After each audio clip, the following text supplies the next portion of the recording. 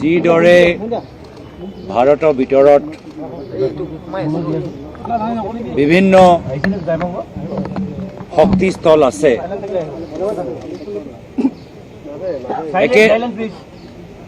একেদৰে আমাৰ কংগ্ৰেছ দলৰ ভিতৰত শক্তিস্তম্ভ আছে। আৰু আজিৰ পৰা 30 বছৰ আগত যদি আমি যাওঁ, পিছলৈ যদি যাওঁ, তেতিয়াৰ পৰা বৰ্তমানলৈকে ভূপেন বৰা ডাঙৰীয়া, প্ৰাক্তন বিধায়ক, প্ৰাক্তন AICC ছেক্ৰেটাৰী, প্ৰাক্তন পাৰ্লামেণ্ট ছেক্ৰেটাৰী হোম, প্ৰাক্তন প্ৰদেশ কংগ্ৰেছৰ সভাপতি আৰু আজিৰ তাৰিখত আমাৰ দলৰ এগৰাকী জ্যেষ্ঠ নেতা, তেওঁ আমাৰ বাবে এটা শক্তিস্তম্ভ। আৰু আজিৰ তাৰিখত অসমৰ অপশক্তিৰ বিৰুদ্ধে মাত মাতাৰ ভিতৰত ভূপেন বৰা ডাঙৰীয়া এটা শক্তিশালী কণ্ঠ, যিজনক পৰিচয় দিব নালাগে যে তেওঁ অপশক্তিৰ বিৰুদ্ধে সংগ্ৰাম কৰোঁতে কিমান ঘাত প্ৰতিঘাত মাজত তেওঁ সকলোৰ লগত যুঁজিবলগীয়া হৈছে। আজি ৰাতিপুৱা খবৰ পোৱাৰ পিছত বিধায়িনী দলৰ দলপতি দেৱব্ৰত শইকীয়া ডাঙৰীয়া, সাংসদ প্ৰদ্যুৎ বৰদলৈ ডাঙৰীয়া, আমাৰ প্ৰাক্তন সভাপতি ৰিপুণ বৰা ডাঙৰীয়া, বিভিন্ন আমাৰ দলৰ বিধায়কসকল, সাধাৰণ সম্পাদকসকল আৰু অনন্য দলৰ নেতৃত্ব, লগতে আমাৰ কেন্দ্ৰৰ নেতৃত্ব জিতেন্দ্ৰ সিং ডাঙৰীয়া, মনোজ চৌহান ডাঙৰীয়া, আমি লগে লগে দিনতে আহি প্ৰায় আমি 4-3 ঘণ্টা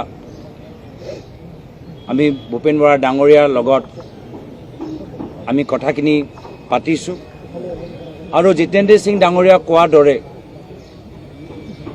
যে ভূপেন বৰা ডাঙৰীয়া হ'ল এগৰাকী ট্ৰু কংগ্ৰেছমেন, এগৰাকী সাহসী কংগ্ৰেছৰ নেতা, যিজনৰ DNA-ত আমাৰ অসমীয়া সংস্কৃতি, অসমীয়া সভ্যতা আৰু কংগ্ৰেছৰ যি আইডিঅলজি সকলোকে একেলগে লৈ যোৱা, সেই তেখেতৰ DNA-ত আছে।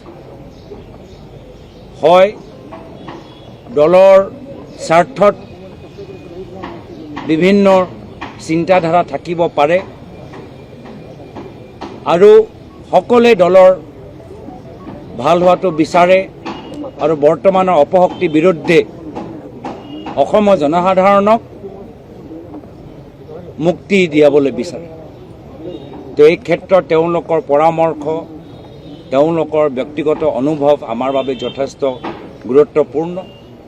আৰু ময়ো তেখেতক ঘৰৰ ভিতৰত ক'লোঁ যে যদি নজনাকৈ আমাৰ কিছু সিদ্ধান্তৰ পৰা তেওঁ আঘাত পাইছে, তো তাৰ বাবে আমি তেখেতৰ পৰা আমি সৰু ভাইটি হিচাপে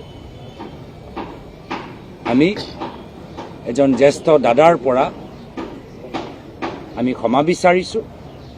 আৰু আমাৰ সকলৰ বাবে এয়া হ'ল এটা জটিল পৰিস্থিতি, আমিও শিকি আছোঁ, ষ্টেপ বাই ষ্টেপ, খোজ বাই খোজ আমি এটা খোজ লৈ আহিছোঁ।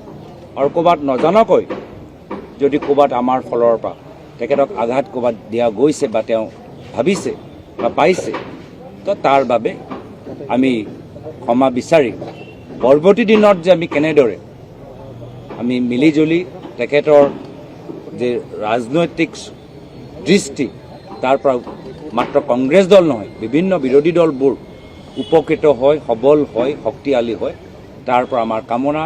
मैं ভাল पालू जे जितेंद्र सिंह जी ने विशेष रूप से आज भूपेन बोरा जी के साथ बातचीत की, जैसे कि उन्होंने कहा राहुल गांधी जी के साथ भी इनकी की बात हुई। दिन में आदरणीय केशव वेणुगोपाल जी के साथ भी भूपेन बोरा जी की बात हुई है। तो हम सब में जो बेचैनी है और हम सब जो तहे दिल से भूपेन बोरा जी को हमने अपना इस्तीफा पत्र वापस लेने के लिए जो पूरे ताकत से हमने बात को रखा है। भूपेन बोरा जी ने अभी कहा कि उनको कुछ समय चाहिए, पर हम जिस प्रकार से हम यहाँ पर उनके घर में पिछले 3.5 घंटे से हैं और पूरे जगह से हमें फ़ोन आ रहे हैं, विरोधी दल के नेता भी आ रहे हैं। ये सिर्फ कांग्रेस दल के नहीं, पूरे विरोधी शक्ति आज भूपेन बोरा जी को एक शक्ति स्तंभ के द्वारा की तरह हमारे बीच में रहने के लिए हम सब तहे दिल से अपनी गुहार लगा रहे हैं।